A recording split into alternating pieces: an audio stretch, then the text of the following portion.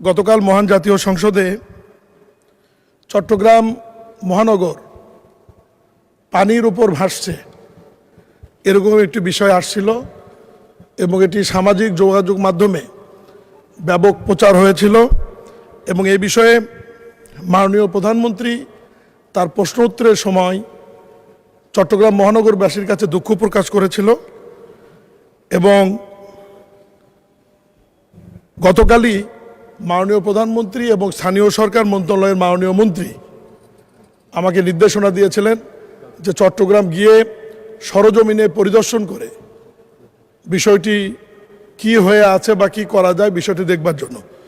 আমি গতকালই চট্টগ্রামে গিয়েছিলাম। সেখানে সিটি কর্পোরেশন, চট্টগ্রাম উন্নয়ন কর্তৃপক্ষ, পানি উন্নয়ন বোর্ড সহ সবাইকে নিয়ে গতকাল এবং আজকে দুপুর পর্যন্ত আমি চট্টগ্রাম ঘুরেছি। মাননীয় স্পিকার, বিষয়টি সম্পূর্ণ ভিত্তিহীন, বানোয়িট, কাল্পনিক এবং 24 সালের ছবি প্রচার করে একটি অপপ্রচার চালানো হয়েছিল।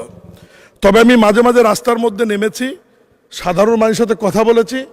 সাধারণ মানুষ এইটুকু বলেছে যে খবরে এবং সামাজিক যোগাযোগ মাধ্যমে নিউজে মাননীয় প্রধানমন্ত্রী যে চট্টগ্রাম নগরবাসীর কাছে দুঃখ প্রকাশ করেছেন, এই জন্য তারা খুব আনন্দিত হয়েছে, খুশি হয়েছে এবং মাননীয় প্রধানমন্ত্রী অত্যন্ত বড় মনের পরিচয় দিয়েছেন যে আমাদের একজন সংসদ সদস্য বা খবরের উপর ভিত্তি করেই উনি দুঃখ প্রকাশ করে ফেলেছেন এবং এটা নগরবাসী খুবই পজিটিভ নিয়েছে এবং নগরবাসী বলেছে যে আজ থেকে 1 বছর আগে 2 বছর আগে যে পরিমাণ জলাবদ্ধতা হতো এখন সেটি নাই।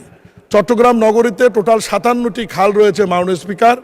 এর মধ্যে 36টি খাল চট্টগ্রাম উন্নয়ন কর্তৃপক্ষের মাধ্যমে 12,000 কোটি টাকা ব্যয়, ওখানে ইঞ্জিনিয়ারিং ব্রিগেড সেনাবাহিনীর তারা এটা বাস্তবায়ন করছে।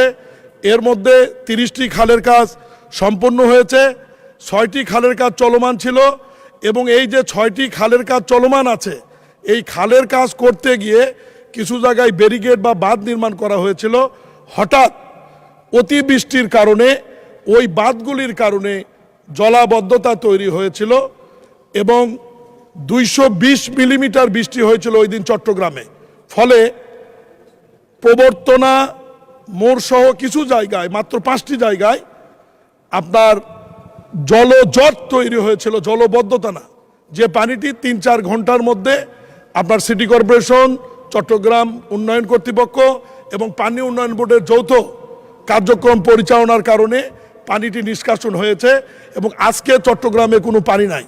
আমি সংক্ষেপে শুধু এইটুকু বলবো, মাননীয় প্রধানমন্ত্রী এবং আমার মাননীয় মন্ত্রীর নির্দেশে আমি আজকেই মেয়রের নেতৃত্বে সমন্বিত একটি কমিটি করে দিয়ে আসছি। এই কমিটি আগামীতে এ ধরনের কোনো ঘটনা ঘটলে তাৎক্ষণিক ব্যবস্থা নেবে এবং যে 6টি খালের কাজ চলমান ছিল ব্যারিকেড দিয়ে, সেই 6টি খালের কাজ আপাতত বন্ধ করে দিয়ে আগামী 5 দিনের মধ্যে সেনাবাহিনীর ওই সমস্ত ব্যারিকেড উঠিয়ে ফেলে পানির প্রবাহ সচল রাখার জন্য নির্দেশনা দেওয়া হয়েছে এবং আগামী বর্ষা মৌসুমে আমরা এইটুকু নিশ্চয়তা দিতে পারি যে বড় ধরনের কোনো মহান আল্লাহর দিক থেকে যদি বৃষ্টিপাত বা জলোচ্ছ্বাস না হয় তাহলে চট্টগ্রাম মহানগরীতে জলবদ্ধতা হওয়ার কোনো সম্ভাবনা থাকবে না মাননীয় স্পিকার।